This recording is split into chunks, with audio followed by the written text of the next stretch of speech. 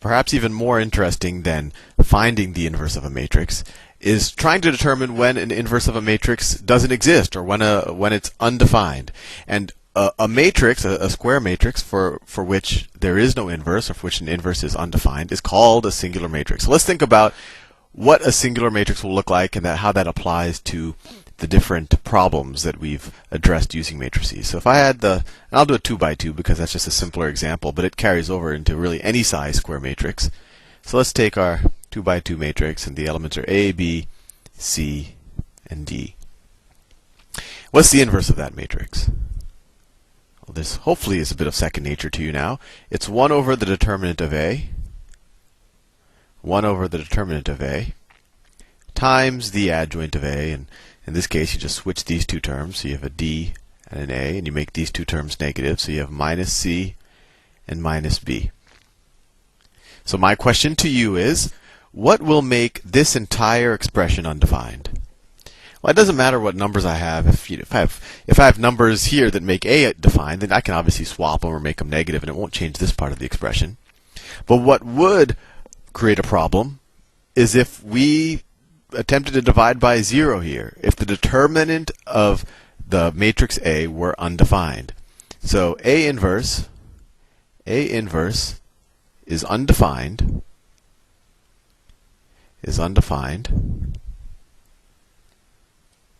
if and only if, and in math they sometimes write it, if with two F's. If and only if the determinant of A is equal to 0. So another way to view that is, if a determinant of any matrix is equal to 0, then that matrix is a singular matrix and it has no inverse, or the inverse is undefined. So let's think about in conceptual terms, at least the two problems that we've looked at, what a zero determinant means, and see if we can get a little bit of intuition for why there is no inverse. So what is a zero determinant? Well, in this case, what's the determinant of this 2 by 2? Well, the determinant of A is equal to what? It's equal to AD minus BC. It's equal to AD minus BC. So this matrix is singular, or it has no inverse, if this expression is equal to 0. So let me write that over here. So if AD is equal to BC, or we can just manipulate things, and we could say if A over B is equal to C over D, right? I just divided both sides by B and divided both sides by D. So if the ratio of A to B is the same as the ratio of C to D, then this will have no inverse. Or another way, we could write this expression, if A over C, if I divide both sides by C and divide both sides by D, is equal to B over D. So another way that this would be singular is if, and it's actually the same way, if this is true, then this is true. These are the same, just a little bit of algebraic manipulation. But if the ratio of A to C is equal to the ratio of B to D, and you can think about why that's the same thing as the ratio of A to B being the same thing as the ratio of C to D. Anyway, I don't want to confuse you. But let's think about how that translates into some of the problems that we looked at. So let's say that we wanted to look at the problem. Let's say that we had this matrix representing the problem, the linear equation problem. Well, actually, this could be either one. So we have A, B, C, D times X, Y is equal to, I don't know, two other numbers that we haven't used yet, E and F. So if we have this matrix equation representing the linear equation problem, then the linear equation problem would be translated A times X plus B times Y plus B times Y is equal to E, and C times X plus D times Y is equal to F. And we would want to see where these two intersect. That would be the solution, the vector solution to this equation. And so just to get a visual understanding of what these two lines look like, let's put it into kind of the slope y-intercept form. So this would become what? In this case, y is equal to what? Y is equal to minus a over b minus a over b x plus e over b, right? I'm just skipping some steps, but you subtract ax from both sides, and then divide both sides by b, and you get that. And then this equation, if you put it in the same form, just solve for y, you get y is equal to what? Minus c over d minus c over d x minus c over dx plus f over y. So let's think about this. I should probably change colors because it looks too. Let's think about these two equations. What these two equations would look like if this holds, right?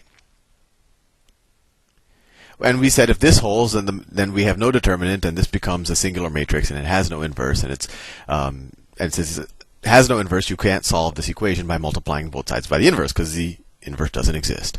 So let's think about this. If this is true, we have no determinant, but what does that mean intuitively in terms of these equations? Well, if a over b is equal to c over d, if a over b is equal to c over d, these two lines will have the same slope. They'll have the same slope. So if these two expressions are different, then what do we know about them? If two lines that have the same slope and different y-intercepts, they're parallel to each other, and they will never, ever intersect. So we could, let me draw that just so you get the... So if that's, so this top line might look, well, they both have, let's say these are, they don't have to be positive numbers, but this has a negative, I'll draw it as a negative slope. So that's the first line, and its y-intercept will be e over b. E over b, that's this line right here. And then the second line, let me do another color, would look something like, I don't know if it's going to be above or below that line, but it's going to be parallel.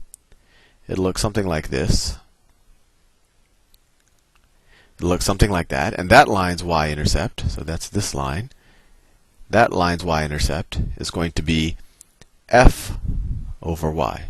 So if e over b and f over y are different terms, but these both lines have the same equation, they're going to be parallel, and they'll never intersect.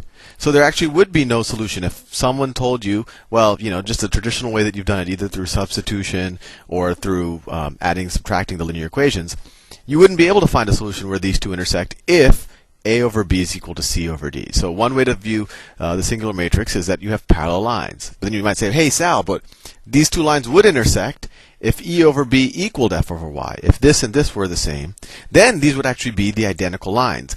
And not only would they would intersect in an infinite number of places. But still, you would have no unique solution. You would have no one solution to this equation. It would be true at all values of x and y. So you can kind of view it when you apply the matrices to this problem. The matrix is singular if the two lines that are being represented are either parallel or they are the exact same line. They're parallel and not intersecting at all, or they're the exact same line and they intersect in an infinite at an infinite number of points. And so it kind of makes sense that the A inverse wasn't defined. So let's think about this in the context of the linear combinations of vectors. That's not what I wanted to use to erase it.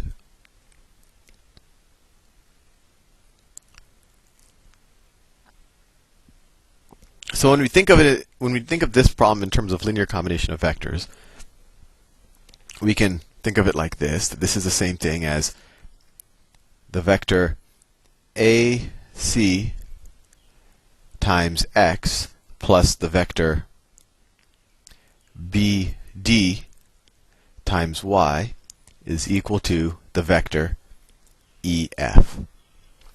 So let's think about it a little bit. We're saying, is there some combination of the vector AC and the vector BD that equals the vector EF?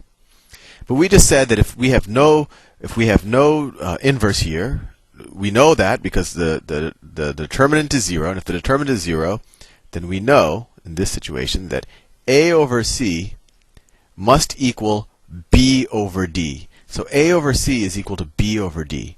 So what does that tell us? Well, it essentially tells us that, well, let me draw it.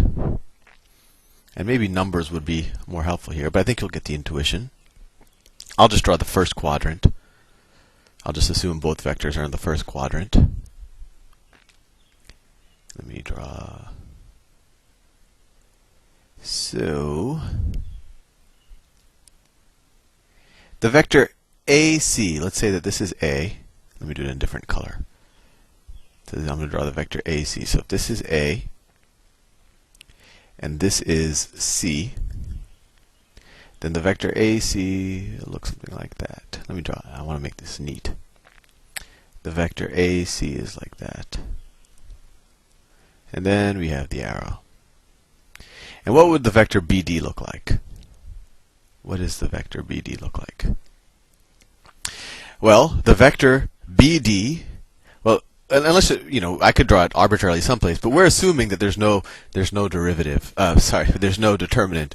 Have I been saying derivative the whole time? I hope not. Well, we're assuming that there's no determinant to this matrix. So if there's no determinant, we know that A over C is equal to B over D. Or another way you could view it is that C over A is equal to D over B. But what that tells you is that both of these vectors kind of have the same slope. So if they both start at point 0, they're going to go in the same direction. They might have a different magnitude, but they're going to go in the same direction. So if this is point B, and this is point D, vector BD is going to be here. And you might just want to think, if that's not obvious to you, think a little bit about why these two vectors, if this is true, are going to point in the same direction. So that vector is going to essentially overlap, is going to have the same direction as this vector, but it's just going to have a different magnitude. It might have the same magnitude. So my question to you is, vector EF, we don't know where vector EF is. Well, let's say, I don't know, let me just pick some arbitrary point. Let's say that this is E, and this is F. So this is vector EF up there. Let me do it in a different color. Vector EF, let's say it's there. So my question to you is, if these two vectors are in the same direction, maybe of different magnitude, is there any way that you can add or subtract combinations of these two vectors to get to this vector? Well, no, you can scale these vectors and add them, and all you're going to do is kind of move along this line. You can get to any other vector that is a multiple of one of these vectors, but you can't get, because these are the exact same direction, you can't get to any vector that's in a different direction. So if this vector is in a different direction, there's no solution here. If this vector was, if it just happened to be in the same direction as this, then there would be a solution where you could, just scale those. Actually, there would be an infinite number of solutions in terms of x and y. And then, but if the vector is slightly different in terms of its direction, then there is no solution. There's no combination of this vector and this vector that can add you up to this one. And it's something for you to think about a little bit. It might be obvious to you, but the other way to think about it is when you're trying to take sums of vectors, any other vector, in order to move it in that direction, you have to have a little bit of one direction and a little bit of another direction to get to any other vector. And if both of your kind of ingredient vectors are the same direction, there's no way to get to a different one. Anyway, I'm probably just being circular in what I'm explaining. But that hopefully gives you a little bit of an intuition of, well, one, you now know what a singular matrix is. You know when you cannot find its inverse. You know that when the determinant is 0, you won't find an inverse, and hopefully, and this was the whole point of this video, you have an intuition of why that is. Because if you're looking at the vector problem, there's no way that you can find that there's no solution to finding a combination of the vectors that get you to that vector, or they're an infinite number. And the same thing is true of finding the intersection of two lines. They're either parallel or they're the same line if the determinant is 0. Anyway, I will see you in the next video.